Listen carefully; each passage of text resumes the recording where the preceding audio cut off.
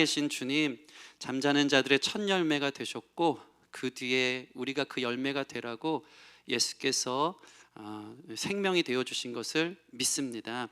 오늘 이 말씀이 생명이 되어져서 우리 삶에 예수님과 연합하는 부활의 놀라운 체험을 경험하는 귀한 예배 될 수 있도록, 또 이 말씀 될 수 있도록 축복하여 주시옵소서. 감사함의 예수님 이름으로 기도합니다. 아멘. 우리는 지난 사순절 또 3주 동안의 예배, 또 고난주간의 이 아침 예배를 보내면서 예수님의 십자가를 묵상했습니다. 십자가 묵상하셨죠? 네, 은혜와 또 깊이가 더해지는 시간이었는 줄 믿습니다. 십자가만 묵상하는 게 중요한 게 아니고 무엇이 중요하다 그랬죠? 그 십자가에 나도 참여해야 한다. 아멘. 예수님과 함께 나의 정욕과 탐심이 못 박아 죽는 것이 우리 인생에 계속되는 회개요. 날마다 십자가를 질 때 그 십자가 앞에 내 자신의 자아가, 나의 욕심이 예수님의 생각과 방법대로 내 삶이 가야 되는데, 여러분 안에 예수님 계신 줄 믿습니다. 우리 승택이 유이 안에 예수님 계시거든요. 예수님의 의지가 우리를 이끌어갈 때 내가 생각하는 것보다 훨씬 더 아름답고 훨씬 더 행복한 방향으로 인도해 주시기에 나의 생각과 계획들이 십자가에 못 박아 죽는 것, 그리고 예수님을 따라가는 것들이 얼마나 중요한지에 대해서 나누었습니다. 여러분, 우리가 그래서 죽어야 되는 목적은 그러면 목사님 제가 그냥 죽는 걸로 끝나면 얼마나 우울합니까 하겠지만, 십자가의 죽음은 반드시 예수님과 함께 다시 사는 부활을 위한 목적인 것을 믿으시기 바랍니다. 부활에 참여하는 것까지가 복음의 완성이에요. 십자가와 부활, 죽는 걸로 끝난 게 아니고 그 뒤에 예수의 생명, 은혜, 그분의 충만한 사랑에 참여하는 것, 이것이 바로 우리를 향한 이 복음의 놀라운 마침표가 되어지는 것입니다. 그런데 이러한 부활에 대한 신앙을 가질 때 우리가 너무 막연할 때가 있다는 거죠. 물론 우리는 낯섭니다. 죽었던 자가 살아난다, 예수님 부활하셨다, 잠자는 자들의 첫 열매가 되셔서 예수님 께서 재림하시는 날 무덤 속에 있는 사람들이 일어나서 완전히 변모된 형체로 다시 살아난다, 막연하고 또 다 이해할 수 없습니다. 그래서 또 신앙의 영역인 것 같고 믿어야 되는 영역인데, 과연 부활이 이렇게 미래적 부활로만 다가오는 것이 주님께서 우리에게 허락된 부활의 완성인가, 좀 그런 생각을 하는 것입니다. 여러분, 예수님의 부활은요 미래적인 이야기가 아니고 오늘 예수 안에 죽는 자는 오늘 바로 부활의 현재성, 예수 안에서 내가 다시 살아나는 새 생명을 갖게 되는 귀한 역사를 경험하게 되는 줄 믿습니다. 예수님께서 요한복음 11장에 나사로를 살리는 장면이 나옵니다. 죽은 나사로를 살리십니다. 나사로의 누이 마리다가 낙심했어요. 자기 동생이 죽었지 않습니까? 그래서 마을 밖에 나가가지고 예수님 오신다는 얘기를 듣고 고개를 숙이고 눈물을 흘리면서 내 동생 죽었구나, 어떡하나 하고 있었습니다. 근데 예수님이 오셔서 이 누이 마르다가 낙심하여 있는 것을 보면서 뭐라고 말씀하시죠? 내 오라비가 오늘 살 것이다, 내 오라비가 살아나리라 말씀하십니다. 마르다는 그때 믿음의 고백을 합니다. 대단한 믿음을 가진 것 같아요. 마지막 날 부활 때에는 다시 살아날 줄을 내가 압니다. 여러분, 이게 믿음이지만 제대로 된 믿음이에요, 반쪽짜리예요? 반쪽짜리였던 거예요. 마르다는요 신앙이 있었어요. 예수님 알아요. 마지막 날 부활 때 예수님이 잠자는 자들 다 깨우시고 승천하시면서 그들을 일으키실 때에 부활할 것을 저는 압니다. 그런데 예수님은요 뭐라고 말씀하신 겁니까? 내 오라비가 오늘 산다. 이 부활의 현재성이거든요. 마르다에게 부활 신앙은 반쪽짜리, 마지막 날 부활 때에만 산다고 생각한 것입니다. 이것이 어떻게 증명되냐면, 예수님이 돌무덤을 옮겨 놓으라 했더니 마르다가 와서 막 뜯어 말리는 거예요. 예수님 죽은 지 4일이나 됐어요. 냄새가 나요. 썩어가는 동생입니다. 그거 열어서 뭐 하실라 그럽니까? 가망이 없어요. 어떻게 하시려고 그럽니까? 이 마르다의 고백을 보면서 마르다는 죽어 부활하는 것은 믿겠지만 지금 현재 오라비가 살아나는 것은 믿지 못했구나 라는 것이 증명되는 것입니다. 근데 예수님은 그날 나사로를 살리시거든요. 저와 여러분의 부활신앙은 어떻습니까? 부활의 현재성을 믿으십니까? 예수님을 믿으면 어제와 다른 오늘 하루의 새 생명이 내 삶에 시작되어진다는 것, 완전히 다른 판도, 완전히 다른 삶이 예수님의 부활 안에서 시작된다는 것을 여러분 믿으십니까? 그것이 바로 부활의 현재성입니다. 오늘 본문을 다시 한번 볼까요? 4절 5절. 그러므로 우리가 그의 죽으심 바 합하여 세례를 받음으로 그와 함께 장사되었나니. 세례는 뭐라 그랬죠? 침례라고도 하고 홍해 바다를 건넌 것을 근거로 세례의 교리가 시작되지 않습니까? 홍해 바다. 이스라엘 백성들이 홍해를 바다를 건널 수가 없었습니다. 바다를 건넌다는 것은 거기 수장되는 겁니다. 완전히 죽는 건데 기적과 같이 어떤 일이 벌어졌죠? 바다가 갈라지고 이스라엘 백성들이 바다를 통과합니다. 거기에서 완전히 죽었다가 완전히 다른 백성으로 다시 태어나는 일이 일어난 거예요. 그것이 바로 세례와 같은 거예요. 그것이 바로 이 주님의 죽음과 부활에 참여하는 이 놀라운 신앙 고백인 것입니다. 4절 다시 보시면 죽으심과 합하여 세례를 받음으로 그와 장사되었나니 이는 아버지의 영광으로 말미암아 그리스도를 죽은 자 가운데서 살리심과 같이 우리 또한 새 생명 가운데 행하게 하려 함이라. 아멘. 여러분, 부활 신앙을 믿는다는 것은 우리의 삶이요 새로운 삶을 살아가기 시작한다는 것을 믿음은 행함이거든요. 그것을 경험하는 거예요. 5절 만일 우리가 그리스도의 죽으심과 같은 모양으로 연합한 자가 되었으면, 같이 읽을까요? 또한 그의 부활과 같은 모양으로 연합한 자도 되리라. 아멘. 날마다 바울은 죽는다 그랬어요. 십자가 앞에 정과 욕심을 죽이고 자기의 옛 자아를 죽여요. 죽은 걸로 끝입니까? 아니요. 그 날마다의 삶에 자신의 정과 욕심은 죽었으되 예수님과 연합하는 부활한 삶을 사는 거예요. 그 새 생명의 삶을 여러분들이 맛볼 때에 죽어서도 부활을 경험하는 놀라운 연장선간에 있다는 것을 여러분 기억하시기 바랍니다. 사도 바울은요 이러한 부활, 예수님과 연합하는 삶에 대해서 여러 가지 교리를 통해 우리에게 가르쳐 줍니다. 이전에는 죄의 뿌리에서 우리가 자라지 않습니까? 그래서 죄로 인한 열매들이 미움과 다툼과 질투와 분열과 음란과 교만과 온갖 죄의 열매들이 맺는 게 우리 이전의 삶이었다는 거죠. 그럼 사도 바울은 얘기하는 거예요. 이게 밑에서부터 예수님의 부활하심은 뭐냐면 이 죄의 뿌리로부터의 가지가 잘라 나가져서 예수님의 생명에 접붙임됐다는 교리가 있는 거예요. 예수님의 생명에 영원한 하나님과의 관계에 다시 이 나무가 옮겨졌어요. 그럼 이 나무는 이전의 나무는 완전 다른 나무가 되는 거예요. 그 가지에서 이전에는 죄의 열매들이 주렁주렁 맺혔다면 완전히 다른 인생의 열매들이 맺혀지는 것, 이것이 예수님이 말씀하시는 사도 바울을 통해 우리 가운데 보여주는 이 예수 그리스도의 부활의 면모에 놀라운 사건을 보여주는 것입니다. 또 사도 바울은 로마서에서요 부활에 대해서 이렇게 설명합니다. 이전에 너희는 죄와 결혼했었다는 거예요. 죄가 나쁜 남편이라는 거죠. 죄에 종속되고 죄가 너희를 굴림하고 죄가 우리를 막 어쩔 줄 모르게 이렇게 강압했던 이 죄의 굴레 속에서 살았던 것이죠. 근데 어떤 일이 벌어집니까? 죄가 죽은 거예요. 죄라는 이전 남편이 죽어서 결별하기 시작했고, 그리고 내가 다시 예수님과 결혼한 인생을 얘기하는 거예요. 여러분, 완전히 다른 인생이 되겠죠? 이전에는 죄 아래에서 너 이것도 못해 저것도 못해 정죄받고 내가 그 안에서 숨 쉴 공간도 누리지 못하고 사망의 눌림 가운데 날마다 죽을 것처럼 남편 눈치 보면서 살다가 죄된 남편이 죽고요, 우리 안에 예수님이 우리의 신랑이 되어주시고 예수님과 결혼하는 인생은요 완전 다른 삶이 시작되는 것입니다. 이것이 바로 부활의 현재성이고, 죽어 예수님 믿어서 천국 가는 부활을 경험하는 것이 아니라 주님이 정말 원하는 것은요 여러분의 지금 오늘의 삶의 그 부활 생명을 경험하길 원하는 것을 믿습니다. 여러분, 이것이 우리가 부활신앙을 갖고 있는 매우 중요한 부활신앙의 현재성입니다.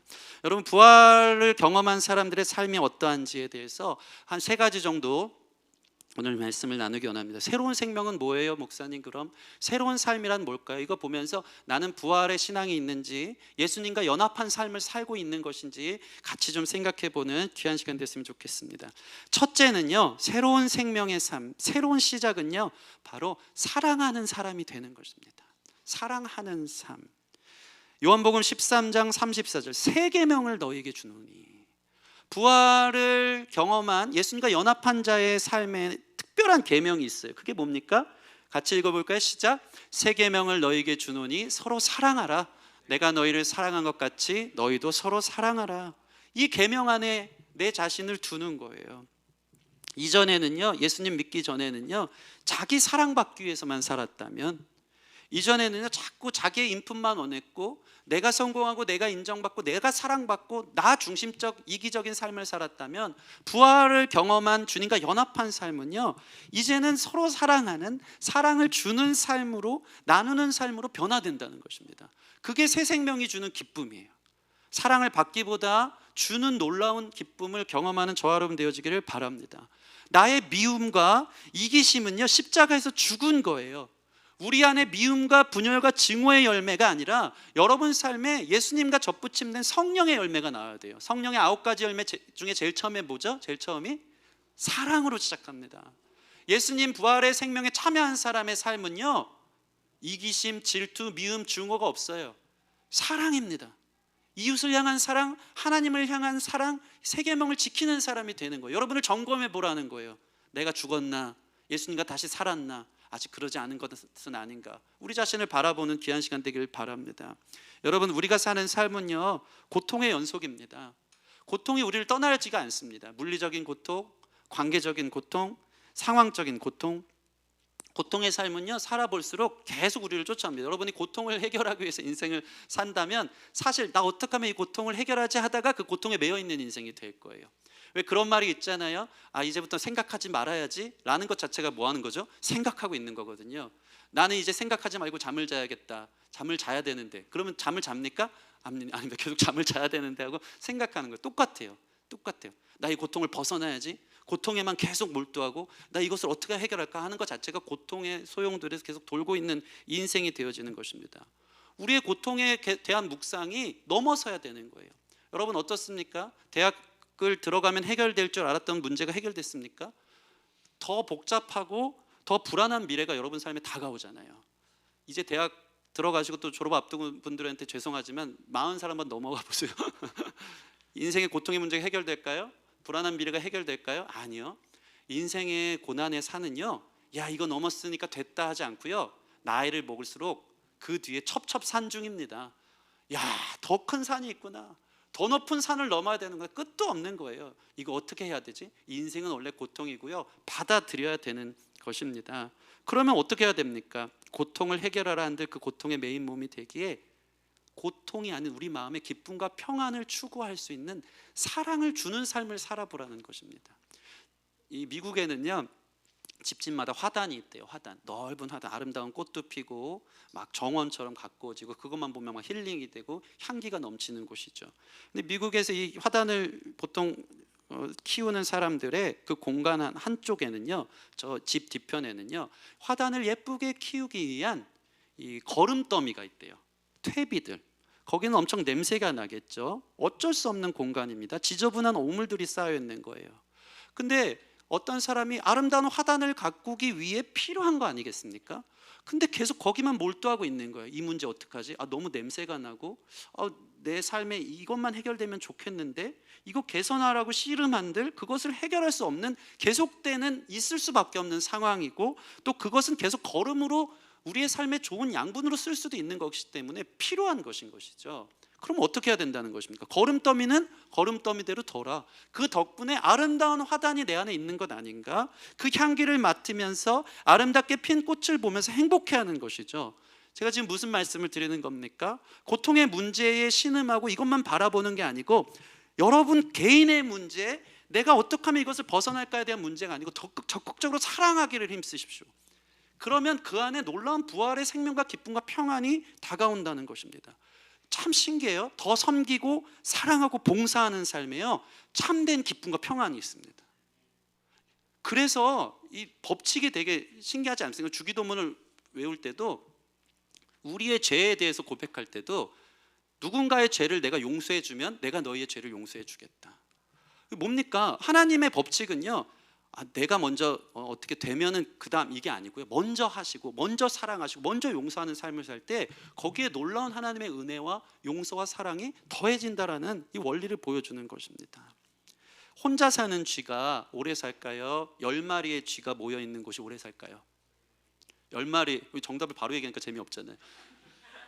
혼자 사는 쥐가 우리가 더 오래 살 것 같잖아요. 실험을 해봤대요. 10마리에서 붙여놓고 사는 쥐는 막 서로 막 싸우고 스트레스 엄청 받는데요, 근데 혼자 사는 쥐가 훨씬 더 빨리 죽는답니다. 우리는 원래 막 부딪히면 싸우는 고슴도치 같은 사람들이에요. 근데 참 놀라운 게 뭐냐면요, 혼자 사는 외로움보다 같이 지지고 볶고 하면서 사랑하는 삶, 그 안에서 배우는 삶, 이게 우리로 하여금 더 많은, 더 오래된 삶, 행복한 삶을 살기 위한 원리라는 것이죠. 저는요, 하나님의 이름이 참 신비로워요. 하나님은 사랑이시라. 혼자 있는 게 편했으면 하나님은 홀로 있겠죠. 사랑은요, 관계적인 겁니다. 사랑은 함께 있을 때만 가능한 겁니다. 저는 하나님이 공동체라는 사실이 너무 놀라워요. 삼위 하나님, 삼위일체. 최근에 들어온 신학 중에 가장 놀라운 삼위일체는요, 평생 알아도 알 수 없다라는 것이 삼위일체 교리거든요. 세 분인데 어떻게 한 분이야? 이건 우리가 이해하고 납득할 수 없는 부분입니다. 그러나 계속 연구함에 유익이 있는 부분인데, 최근에 학문에 의하면 삼위일체 교리에 대한 가장 근접한 정답, 삼위일체는 곧 가족을 얘기하는 거다. 가족은 다 다른 인격인데 하나거든요. 사랑으로 하나거든요. 삼위일체의 사랑의 그 연합과 사랑이 너무 좋아서 인간을 만드셔서 너도 나의 공동체에 들어와라, 혼자 살지 말아라, 10마리의 생쥐가 있는 것처럼 나와 함께 지지고 볶고 살자. 그러면서 사랑을 주고 사랑을 받고 서로 사랑하는 이 세 계명 안에 거하는 것이 부활한 사람들의 증거라는 것입니다. 여러분, 사랑에 힘쓰는 증거가 여러분 삶에 있기를 바랍니다. 혼자 있지 마시고, 혼자 있더라도 충전해서 사랑하기 위해 다시 스물스물 기어 나오시기를 바랍니다. 그렇게 살아가는 거예요. 그게 부활체의 모습이에요. 죄는요, 모든 관계를 단절합니다. 하나님과의 관계 단절, 사람과의 관계 단절, 자연과의 관계 단절, 홀로, 고립, 외로움, 계속 떨어져 나가는 거예요. 그러나 부활하여 주님의 생명에 연합한 사람은요, 사랑하는 사람, 함께하는 사람. 그래서 이런 말씀이 있어요. 우리 고린도전서 한번 찾아볼까요? 고린도전서 5장 17절 같이 읽겠습니다. 시작. 그런즉 누구든지, 아멘. 새로운 피조물이 뭐예요? 새롭게 되은 거 아닙니까? 변형된 몸체, 완전 부활한 새 피조물이 됐다는 증거가 뭡니까? 그 뒤에 말씀을 보면요, 고린도서 5장 17절 보면 새 것이 됐다는 존재는요, 바로 화목해 하는 존재가 됐다는 거예요. 여러분이 부활의 증거, 주님과 연합한 삶의 증거는요, 사랑하고 어느 곳에 있든지 피스메이커가 되어지는 거예요. 화목해 하는 것, 그것이 바로 새 피조물의 증거인 줄 믿습니다. 여러분들이 어딜 가든지 트러블 메이커가 되지 않기를 바랍니다. 내가 있는 곳이 화평케 되고 화목해 되어지는 것이 새 피조물의 직분이다라는 사실을 기억하시기를 바랍니다. 여러분, 그래서 우리 인생에 나 자신이 고통 해결, 내가 어떻게 성공하고 내가 자라가고 이 문제가 해결하는 것에 집중할 게 아니라 내게 주어진 시간과 물질과 나의 어떠한 모든 에너지로 사랑하는 데 힘쓸 때 그것이 가장 행복한 삶인 줄 믿습니다. 윤동주의 십자가시 잘 알지 않습니까? 첨탑이 저리 높은데, 이렇게 시작해요. 십자가 첨탑이 너무 높은 거예요. 그 사랑, 그 높은 길을 가기가 너무 벅차고 힘들다는 거예요. 근데 윤동주가 그렇게 고백합니다. 괴로웠던 사나이 행복했던 예수 그리스도에게처럼 나에게 십자가가 허락된다면 모가지를 들이우고 당신에게 바치오리다. 무슨 소리입니까? 예수님을 기가 막히게 본 거예요. 예수님 괴로웠겠죠. 당신의 고통의 걸음더미와 같은 십자가의 고통과 어려움의 문제가 있었겠죠. 그거 생각했으면 예수님 십자가 지고 못 갔을 거예요. 윤동주는 봅니다. 괴로웠던 사나이, 행복했던 예수 그리스도. 괴로움을 짊어지지만 예수님 그 가는 길이 행복했다는 거예요. 왜? 사랑하는 누군가를 위해 목숨을 던질 만한 행복이 어디 있겠어요? 내 목숨이 아깝지 않을 만큼 사랑하는 존재가 있다는 것은 너무나도 행복한 일 아니겠습니까? 내가 살기 위해서가 아니라 내가 죽을 만큼 사랑하는 존재가 있다는 예수님의 모습을 윤동주는 행복했다라고 보고 있는 것입니다. 여러분의 삶이 스스로가 살아야지가 아니라 내가 죽어 누군가가 살아날 수 있다, 내가 그곳에 화목제물로 소금처럼 나 자신을 드러내는 게 아니고 잘 스며들고 거기에 부패를 막아내고 맛을 내는 인생으로 내가 죽을 때 거기가 화목해 되어지는 새 피조물의 증거로 살기를 원하는 사람은요, 그만큼 행복이 있다는 것입니다. 십자가의 길에 행복이 있어요. 이것이 바로 십자가를 통한 부활 생명을 참여한 사람들의 증거입니다. 여러분 사는 곳마다, 여러분이 있는 곳마다, 여러분들이 군대를 가는 그곳에서도 사랑의 화목의 놀라운 마중물이 되어주시고 그곳의 사이에 껴서 결렬된 틈에 서서 그들과의 모든 관계를 화평케 하는 피스메이커들이 되어지기를 바랍니다. 와, 대단하네, 너 때문에 사네, 너의 십자가를 짐으로 인해서. 근데 너 되게 행복해 보인다 하는 진짜 세피조물의 증거, 주님과 연합하는 거룩한 사랑의 열매가 나타나는 저와 여러분 되기를 바랍니다. 두 번째, 새로운 삶의 시작, 새로운 생명의 증거는요, 바로 할 일이 뭔지 아는 사람이에요. 다시 말해서 사명을 찾습니다. 사명. 여러분, 하나님이 우리를 만드실 때 다 사람마다 목적이 있어요. 믿으십니까? 여러분, 우리는요 다 다양해요. 하나님이 달란트도 다 다르게 주셨어요. 그리고 달란트마다 요구하는 것도, 내가 큰 달란트 받았다고 여러분 교만해하지 마십시오. 5달란트 받은 사람은 하나님께 다시 5달란트 더 드려야 돼. 더 열심히 살으란 말이에요. 비교와 열등하지 마십시오. 하나님이 목적에 맞게 여러분을 부르셨다는 거예요. 그래서 다시 한번 주님과의 관계가 회복된 사람은요, 다시 한번 내 삶의 목적이 무엇인지, 사명이 무엇인지를 발견해서 다른 사람이 이렇게 가는데 쟤는 저렇게 가는 게 잘 사는 것 같고 비교가 없어요. 그것 때문에 부럽지가 않아요. 나는 내 길이 있는 거예요. 그게 하나님이 나를 만드신 가장 아름다운 길인 거예요. 그걸 발견하는 사람처럼 행복한 사람이 어디 있겠습니까? 여러분, 죄는요, 이 원어 뜻이요, 관역에서 벗어났다는 뜻이에요. 하나님이 화살을 딱 쏴서 그것이 정확하게 우리 삶에 원하는 관역에 꽂혀야 되는데, 죄는요, 내가 원하는, 하나님이 원하는 삶의 목적을 벗어나는 거예요. 내 멋대로, 내 생각대로, 내 주장대로, 난 이게 맞는 거야 하면서 방황하는 삶을 사는 거죠. 그런데 부활하여서 하나님과의 관계가 회복되고 주님과 연합한 삶을 살잖아요. 내가 어떻게 만들어진지 알아서 주님이 원하시는 관역에 명중하는 인생이 돼요. 그것처럼 심플한 삶이 어디 있습니까? 그것처럼 비교 없이 행복한 삶이 어디 있겠어요? 여러분, 주님의 연합, 부활의 연합하여서 여러분의 삶의 사명과 목적을 발견하는 저와 여러분 되기를 바랍니다. 그래서 예수님께서 부활하시고 나서 제자들을 만납니다.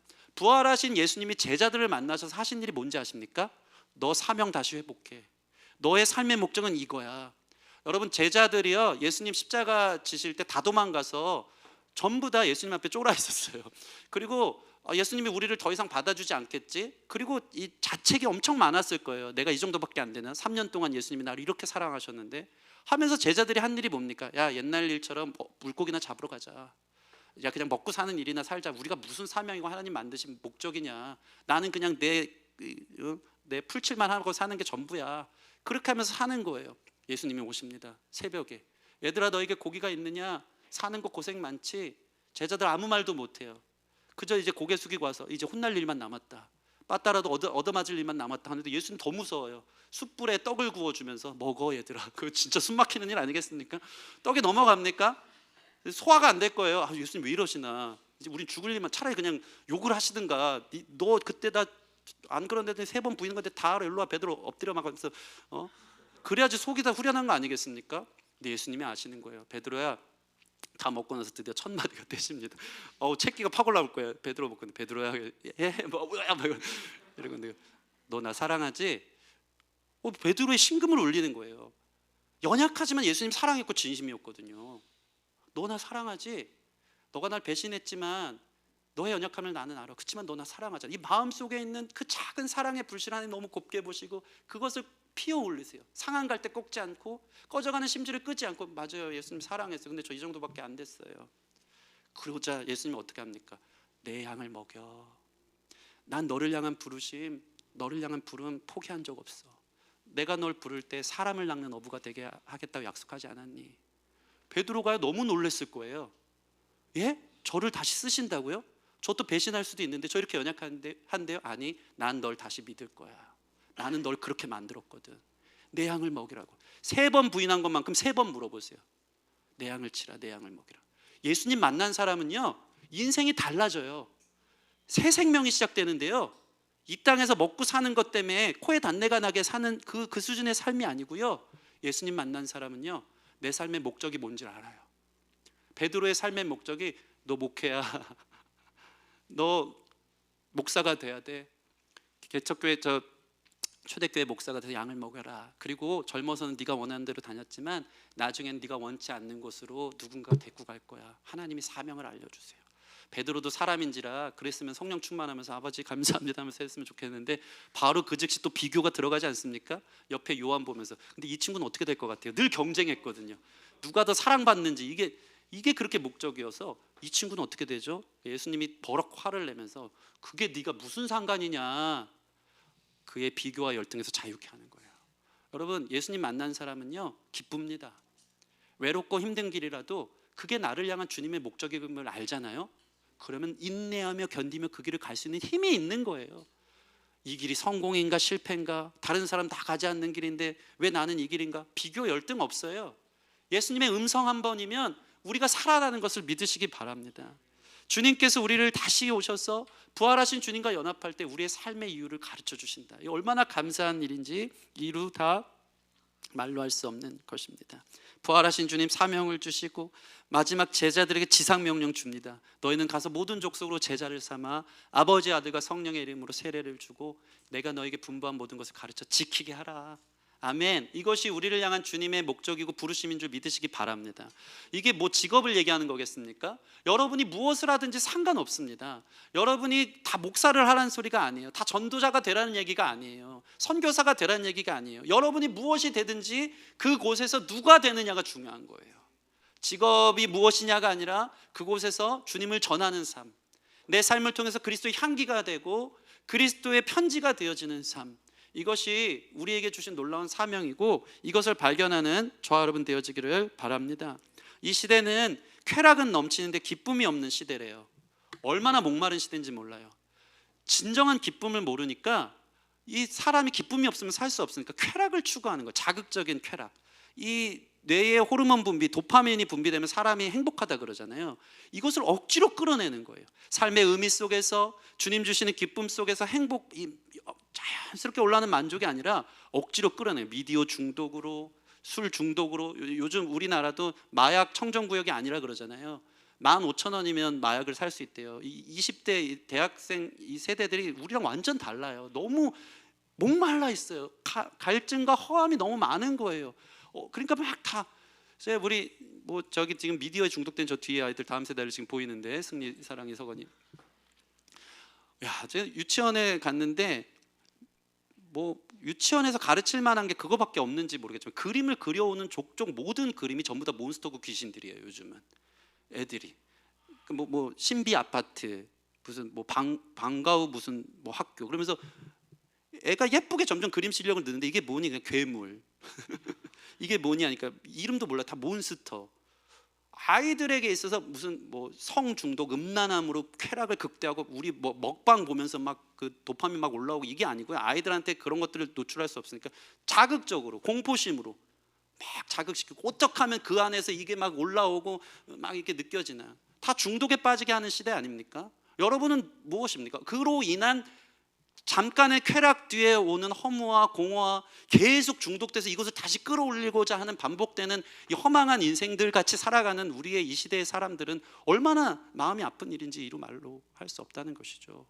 그런데 쾌락이 아닌 기쁨이 있는 삶이 있어요. 그게 뭔지 아십니까? 우리 예수님이 이렇게 말씀하십니다. 요한복음 15장 11절 시작. 내가 이것을 너에게 이름은 내 기쁨이 너희 안에 있어 너희 기쁨을 충만하게 하려 함이라. 아멘. 새롭게 태어난 사람은요 죄에 중독되고 쾌락에 중독돼서 허우적거리며 사는 인생이 아니고요, 예수님처럼 기쁨이 충만한 인생을 살아요. 이 기쁨이, 예수님의 기쁨의 근원이 뭔지 아십니까? 아버지께 순종하는 기쁨이거든요. 아버지의 사명을 다하는 기쁨이거든요. 하나님이 나를 인정해주고 하나님이 말씀해 주신 그 길을 가는 것에 대한 누구도 알지 못하는 그 기쁨을 예수님은 알기에, 다른 사람이 다 버려도 하나님이 나와 함께 하심을 알기에 쾌락이 아닌 기쁨 충만한 삶을 살았던 것입니다. 여러분, 사명을 위해 살면 여러분 삶에 예수님 말씀하신 것처럼 나의 기쁨이 너에게 충만하리라 말씀하는 줄 믿습니다. 기도하면서 이 하나님의 충만한 기쁨을 경험하세요. 맞아, 너 그 길 맞아. 내가 널 그렇게 만들었어. 너 잘 가고 있어. 나에게 순종하렴. 순종할 때 주시는 놀라운 기쁨, 만족함을 누리는 저와 여러분 되기를 바랍니다. 세 번째는 새로운 생명의 삶이란 영원한 생명을 얻는 삶을 말합니다. 부활이 뭐죠? 부활은 예수님 말씀하십니다. 나를 믿는 자는 죽어도 살겠고 살아서 믿는 자는 영원토록 죽지 아니하리라. 부활은 계속해서 내 존재가 영생불사하면서 살아가는 것을 말하고 있는 것입니다.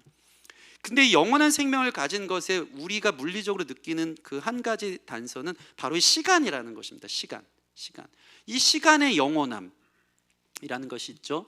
그래서 에베소서 5장 16절 보면 이런 말씀이 있어요. 5장 16절 같이 읽겠습니다. 시작. 세월을 아끼라 때가 악하니라. 여기서 세월은 시간을 말하는데요, 때가 악하니라. 시간을요, 부활하신 주님의 연합하신 가운데 구원받지 못한 사람들, 못한 세월을 사는 사람들이 있는 거예요. 이런 사람들은요, 영원에 잇된 시간의 삶을 살지 못해요. 내가 어떤 성공을 한들 죽어 흙으로 돌아갈 때 다 단절되는 일들이에요.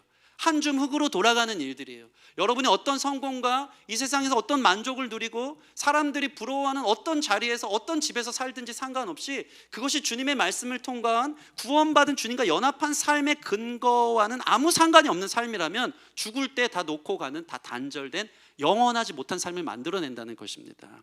그런데 여기서 얘기하는 세월을 아끼라 할 때 이 아끼라는 뜻은요, 헬라어로 헥사고라조인데 건져 올린다는 거예요.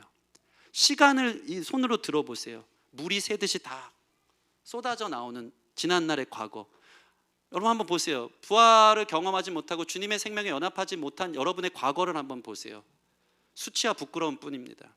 하나님 앞에 시간은 엄청 빠른데 내 지난날이 후회가 되고, 내가 젊은 날 더 주님 앞에 내 삶을 더 드렸으면 얼마나 영원토록 하나님이 기억하실 만한 삶이 될까에 대한 후회로 점철된 지난날의 과거가 있지는 않은지, 그걸 돌이킬 수는 없는 거예요. 근데 부활한 주님을 만나잖아요. 내 시간이 건져 올려집니다. 이 시점을 통해서 이 과거의 방황과 수치가 찬양이 되게 하시고요, 그리고 앞으로 살아가는 모든 시간들이 영원에 있대요. 나의 스토리가 영원한 하나님 나라에 기억되는 스토리에, 영원한 생명의 시간에 기록되어지는 이야기가 되어진다는 것입니다. 우리가 축구를 좋아합니다. 저도 어젯밤에도 축구 봤습니다. 희건이 봤니? 축구? 토트넘? 안 본 척하고 있어. 봤습니다. 봤어요. 그 줄 준비 언제 하냐고 저희 형님들이 막 이렇게 문자로 이렇게 했는데, 뭐 우리 큰 형님이 믿음이 더 좋아요. 미리 다 해놨겠지. 그래서 사실 오늘 아침에 조금 더 했습니다. 축구를 좋아하는데 축구의 기가 막힌 다이나믹이 뭡니까? 축구 경기를 보다 보면 전 후반 90분 동안 엄청나게 파상 공세를 하는 한 팀이 있어요. 공격을 엄청 몰아붙이고 슈팅을 수십 차례를 쏟아붓는데 결국 승리는 어디에서 얻는 것이죠? 골을 넣어야 되는 겁니다. 엄청나게 골을 넣지만 그것을 넣지 못하면 무용지물이에요. 그런데 계속 밀리던 팀이요, 후반 루즈타임 몇 초 전에 역전골을 넣게 됩니다. 그럼 어떤 일이 벌어지죠? 판도가 달라집니다. 경기 자체가 그 한 골로 송두리째 건져 올려지는 겁니다. 허우적거렸던 여러분의 인생, 이게 의미가 있겠지? 하나님을 떠난 여러분의 시간들, 이것이 성공이겠지? 이게 내 인생을 건져 올리겠지? 그렇지 않아요.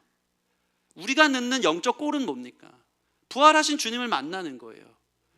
그거를 겪으면요, 내가 아무리 열심히 살아도 허우적거려도 되지 않던 것이 이전에 모든 말았던 경기가 나중에 결과물로 보면, 야, 수비가 탁월했던 거였어.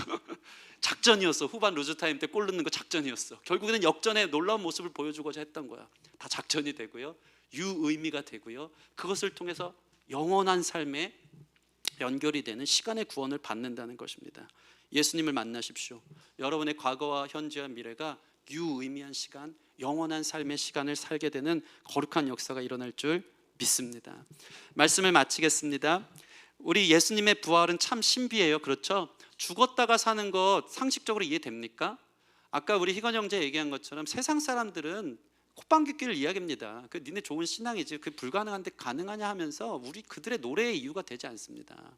그런데 가만 생각해 보면요, 부활은 참 신비하면서도 동시에 하나님께서 우리 일상에 여러 곳에 비밀처럼 숨겨놨더라고요. 자연스러운 일이라고 생각하니까 기적이라고 생각이 안 되지, 사실 기적이 많다는 거예요. 여러분, 오늘 저희가 달걀 2개씩 나눠 드릴 거예요. 교회 다니면서 부활절에 왜 계란을 줄까? 여러분 묵상해 보신 적 있습니까? 계란처럼 신비한 부활이 어디 있어요? 부화라 그러잖아요. 단백질 덩어리, 여기 어떤 생명이 있을 줄 알았겠어요?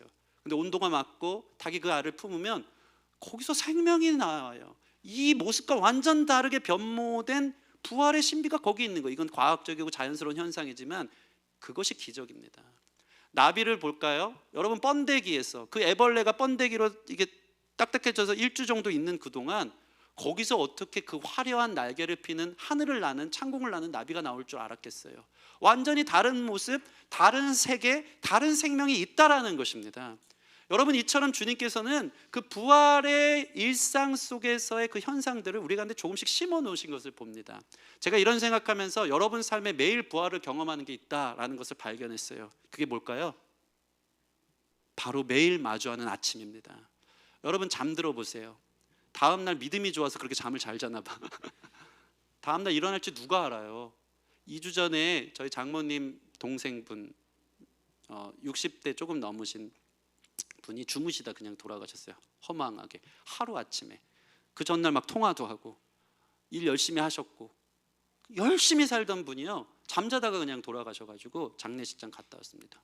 우리는 자고 일어나는 게 일상이고 자연스러운 일이라고 생각하지만 사실은요, 그게 기적 중에 기적이고요, 우리에게 주신 또 다른 생명의 하루요 기회인 줄 믿습니다. 그러면 부활 생명이란 것은 무엇입니까? 어제와 다른 오늘 눈을 뜬 이유 속에서 내 삶이 예수님과 연합한 하루를 살아가는 거예요. 어제와는 완전 다른, 판도가 다른 삶을 살아가면서 사랑하는 삶으로, 내게 주신 사명을, 달란트를 게으르고 악한 종이 아닌 착하고 충성된 종으로 잘 열심히 살아가는 삶으로, 그리고 이 모든 시간들이 하나님 안에서 유의미한 삶으로 살아가는 이 하루, 그 변화, 그것은 바로 예수님을 만난 사람 안에 이루어지는 놀라운 특권이요 기적인 줄 믿습니다. 여러분, 그래서요, 사도 바울은, 여러분, 제가 오늘 사실은 부활에 대한 스토리, 부활의 내용들, 복음서 기자들의 전한 걸 보면서 강의처럼 하고 싶었는데 오늘 주제 설교를 하는 이유가 뭐냐면, 첫 번째는 제가 4년 동안 계속 그런 본문으로 해봤고 오늘은 정말 부활 생명에 참여해 보자고 해서 3가지 대지로 나눴는데, 부활에 대해서 제대로 된 스토리를 알고 싶은 분은 고린도전서 15장을 보세요. 오늘 저희가 찬양한 내용들이 다 거기 들어있어요. 사도 바울이요, 15장 58절까지 부활이란 뭔지 구구절절하게 아주 세밀하게 기록해놨기 때문에 부활에 대해 관심 있는 분은 꼭 읽어보시기 바랍니다. 근데 이 사도 바울의 놀라운 부활, 미래적 부활, 종말 때의 부활, 죽은 자의 부활을 설명하면서 마지막 58절이 기가 막혀요. 한번 읽어볼까요? 어떻게 결론을 짓습니까? 시작. 그러므로 내 사랑하는 형제들아, 건실하며 흔들리지 말고 항상 주의 일에 더욱 힘쓰는 자들이 되라. 이는 너희 수고가 주 안에서 헛되지 않은 줄 알미라. 아멘. 여러분, 왜 이게 놀랍습니까? 부활이 미래형이잖아요. 죽어가는 부활이고 그때 살아나겠지 라고 생각했는데, 사도 바울의 결론은요, 부활을 구구절절하게 설명하더니 58절, 그러므로 내 사랑하는 형제들아 오늘을 살아라 라고 얘기하는 거예요. 내 사랑하는 형제들아, 건실하여 흔들리지 말아라. 주의 일에 더욱 힘쓰는 하루가 되라. 이는 너희 수고가 주 안에서 헛되지 않은 줄 알미라. 여러분, 죽어 부활하는 것도 좋은 신앙이지만 오늘 하루 살면서 사랑하며 내 사명을 다하며 내 시간이 구원을 받은 사람처럼 의미 있는, 주님 안에서 의미 있는 삶을 살 때 견실하여 흔들리지 않고 그 길을 걷는 것이 헛되지 않는 진정한 부활을 향한 걸음의 소망의 걸음이 되는 줄 믿습니다. 이 새로운 생명의 하루가 내일이 되고 미래가 되어 영원히 사는 삶, 부활에 참여하는 삶이 되기에 여러분의 하루가 달라지기를 주님의 이름으로 축원합니다. 새로운 생명의 증거들, 삶의 증거들이 여러분 삶의 열매로 나타나는 그러한 은혜가 있기를 소원합니다. 우리 같이 찬양하고 기도하는 시간 갖겠습니다. 우리 나의 만족과 건반으로만, 시간이 많이 돼서 이 찬양하고 바로 성찬식으로 좀 이어지면 좋겠습니다. 나의 만족과 유익을 위해 같이 한번 찬양하겠습니다.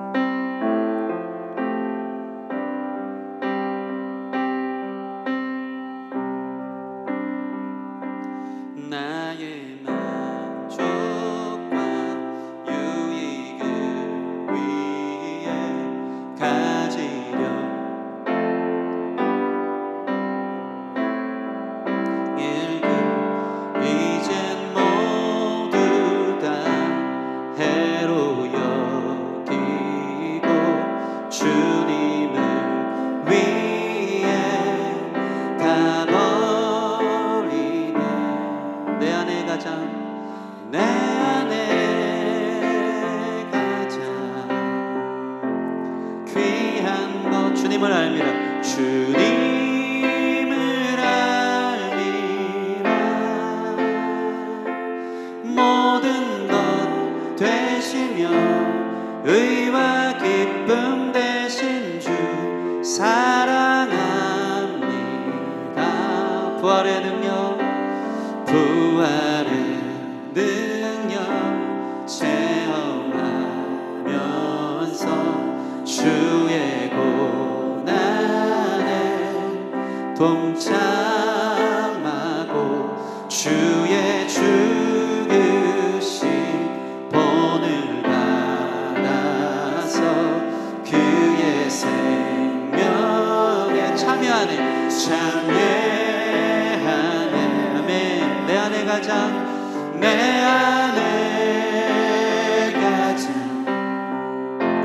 귀한 것 주님을 알리라. 모든 것 되시는 의와 기쁨 되신 주 사랑합니다. 나의 주. 우리 같이 성찬하시겠습니다. 성찬은 예수님이 친히 제정하신 예식입니다. 예식은 우리의 죄를 사하시고